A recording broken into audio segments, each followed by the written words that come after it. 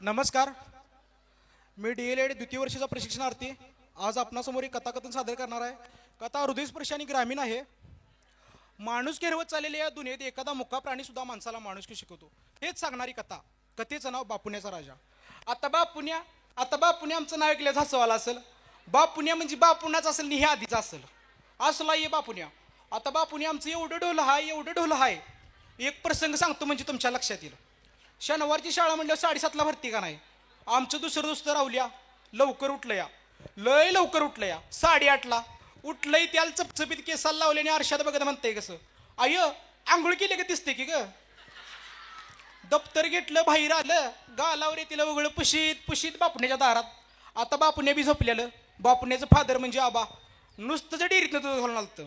त्यानं आपल्या हातातल्या किटल्या खाली ठेवल्या आणि बापल्या झोपलेल्या हातोरणात लाद घातली. बापण्या उठलं आणि फादरकडे बघितलं मागच्या उसात जाऊन शिरलं. सळी लावलेल्या टांबऱ्याला घेऊन. अर्धा पाऊण तास झाला तरी कुठं बाहेर येतं या. अर्ध्या तासानं बाहेर आलं. बार्डीभर पाणी घेतलं. तेवढ्या पाण्यानं पाय धुतलं. आता का म्हणशीला मातीत रुतलेलं पाय सगळी माती पायाला ढासलेली होती. तांब्याभर पाणी घेतलं. तोंड धुतलं आणि आईला म्हणतंय आय आपण बी आंघोळ केल्या का दिसतो या. तसंच घरात आलं. आईला म्हणलं आय पोट काय रिकामच झाले बघ. नाश्ता काहीतरी ती खायला. आता रात्री राहिलेल्या 3 भाकरीने अर्ध्या पात्याला कोरड्यास. आईनं पुढ्यात तेवढं सगळं बापण्यानं सपिवलं आणि ढेकार देत उठलं. ह्यो झाला ह्याचा नाश्ता. दप्तर राहुल्याकडे दिलं. खुट्टीचं शर्ट घेटाने घालायला लागलं. रस्त्यावाल्या बघते काय कोथळ्यावर शर्टचं बसना. बटन तंत नाही लागलं. तसं बापण्या म्हणलं अरे शर्ट आपला नव पप्पाचा आहे वाटतं. अरे फादरचा शर्ट सुद्धा ह्याला बसत नाही. एवढं हाय ढोलं. याला शाळेत तरी काय येते वय मुलकाचं ढ. पीटीचा मास्तर तेवढा ह्याचा चांगला उपयोग करून घ्यायचो. याला कुस्तीच्या आणि कबड्डीच्या स्पर्धेत घालायचो. आता हेला बघितल्या कोण पहिलवान धरलं वयच्या संग कुस्ती आणि कबड्डी तिरेला कोण धरतोय. एंट्री टाकायचं जायचं 7 जणांनी शिवायचं आणि परत यायचं. समजा एखाद्या टीमनं बापण्याला धरायचं धाडस केलं आणि हे पडलं तर ह्याच्या खाली गावणार हुडकायलाच पाहिजे की. अरे म्हणणार मागायची तरी 7 होती आता 5च कशी काय राहिली म्हणायची पाळी. असलं हे याला शाळेत काही बी असं नाही तरी हे त्याचं मास्तर तेवढा चांगला उपयोग करून घ्यायचा. आता आमच्या शाळेत गॅदरिंग होतो असं जसं तुमचं आहे तसं. आणि आम्हाला नाटक दिलं. शिवाजी महाराज आणि अफजल खानाची भेट. बापने अफजल खान झाला होता. बापने अफजल खान पुढे होता. मी सय्यद बंडा ह्याच्या मागं होतो. आमचं पाहुणं आलतं तर मामा बी मालतं. मामाच्या पुरी बी आलत्या. गावातल्या पुरी बी आलत्या आणि गल्लीतल्या पुरी बी आलत्या. आता हे चाडाने मी पुरीशनी दिसतोय. बापण्या पुढा होता. मी सय्यद बंडा त्याच्या मागं होतो. आता पुरीनी दिसासाठी मी ज्या कमराला धरलं आणि जरा सरकाय गेलो. झाला की घोटाळा. गडबडीत बापण्या निजिरली. एकच गाठ मारली मला माहिती आहे. गडबडीत बापण्याची इजार जशी खाली आली पुढचा पडदाच पडला की राव. अशातलीच गंमत झाली. हे शाळेत कोणाच्या बाचा ऐकीत नव्हतं. मुलकाचा दंगा करायचो. सगळी पोर ह्याच्या बाजून होती. आता काय म्हणशीला तर हे रोज शाळेला येताना गुळ आणि खोबरं घेऊन यायचं. पोरासनी वाटायचं त्यामुळे पोर ह्याच्या बाजून असायची. मी बी असायचो. हे शाळेत दंगा करायचा. आम्ही बी दंगा करायचो. एक दिवस दंगा करत्याला गावलं. मग मास्तरांनी ह्याला एका वर्गात घेतलं. 4 मास्तर होतं. 4 जणांनी 4 काट्या घेतलेल्या होत्या. दार लावलं. लाईट घालवली आणि नुसता मारत्या लावायची. तर कोण कोणाला मारतोय काही कळत नव्हतं. 5 मिनिटानं लाईट लावली. दार उघडलं आणि बघतोय तर काही 4 कोपऱ्यात 4 मास्तर पडलं होतं. नुसतं हसायचं होतं. असंच दिवस चाललं होतं. ह्याचा खोडकरपणा चालूच होता. हेनं कुणाच्या मक्क्याला कनिष्ठ ठेवलं नाही का कुणाच्या कणसाला मक्क्याला कनिष्ठ ठेवलं नाही का कुणाच्या पेरवीला पेरू ठेवला नाही. असं हे चोराचोरी करायचं.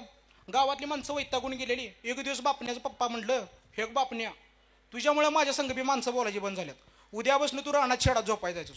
तिच्यापासून हे रानात शेडात झोपाय जायचं. तिथं बी त्याला झोप लागायची नाही. कोपऱ्यातली जर्शी काय हंबरायची आणि शिर्डीची कोकरू सोडलेली अंगावर उड्या मारायची. एक दिवस हे दुपारचं उठलं.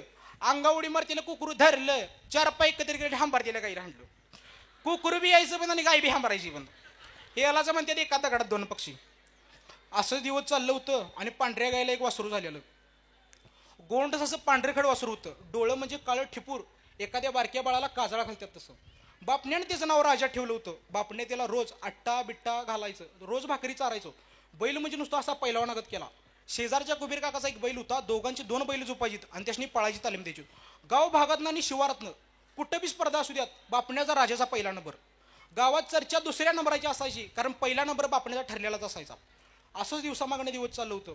मागणं कुठनं रगात आलं म्हणून डॉक्टरला दाखवलं. डॉक्टर म्हटलं अरे बापन्या, तुझ्या राजाला भौतिक पिसाळलेलं कुत्रं चावलं या, राजा काय तुझ्या हातातनं जाईल बघ. तसं बापन्या म्हटलं, माझी किडनी काय लागली तरी चालेल डॉक्टर, पण माझा राजा वाचला पाहिजे. डॉक्टर म्हटलं काहीतरी उपाय करूया. 4 दिवस गेलं. बापण्या शेडाकडे निघालं होतं, हातात त्याच्या डबा होता. भर उन्हाचं झपाझपा पावलं टाकत ते शेडाकडे निघालं होतं.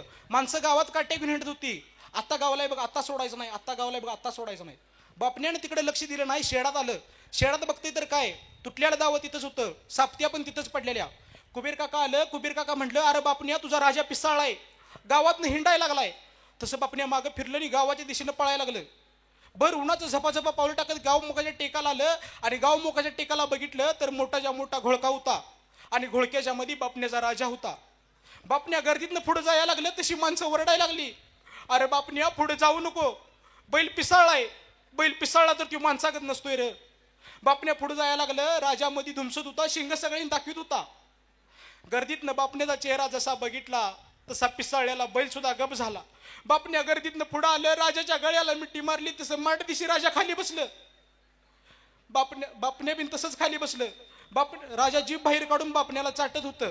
बापण्या म्हटलं, अरे राजा, हे बघ काय आणलं या, जेवण, अजून भाकरी पण खाली आलं नाही. राजा डोळं मोठंच्या मोठं करून बापण्याकडे बघित होतं आणि घळाघळा डोळ्यातनं पाणी काढत होतं.